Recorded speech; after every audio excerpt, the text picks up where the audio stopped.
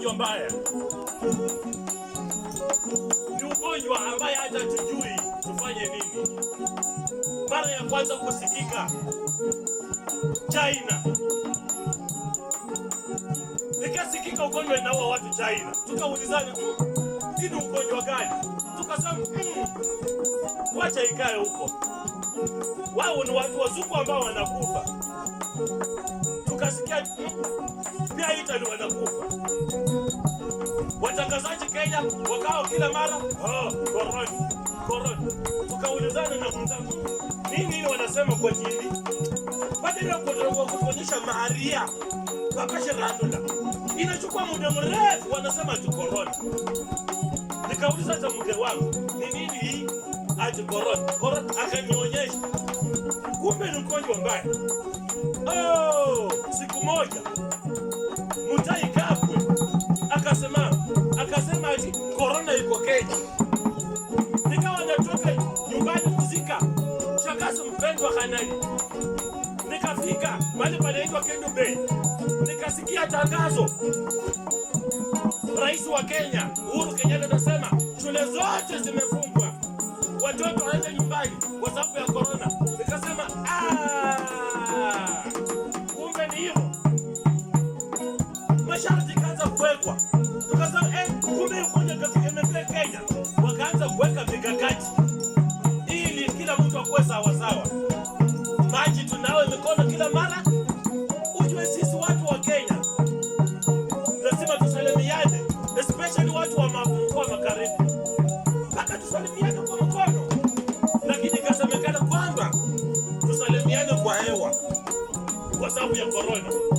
Tunawe maji kila mara, na sisi hadi korona tunanawa wakati wa kukula ugali. Wakati wa kukula ugali ni wakati tunanawa, lakini wanasema hata bila ugali tunawe, hata una njaa unawe. Watu sasa wakaanza kusema ati kuko na acha korona. Lakini tukifuata masharti ya afya, ukaa mbalimbali kwa mwenzako, kunawa mikono, kutumia handkerchief na masharti yote ambayo inawekwa, kutengana na wale wagonjwa. Hii ugonjwa haitatudhuru.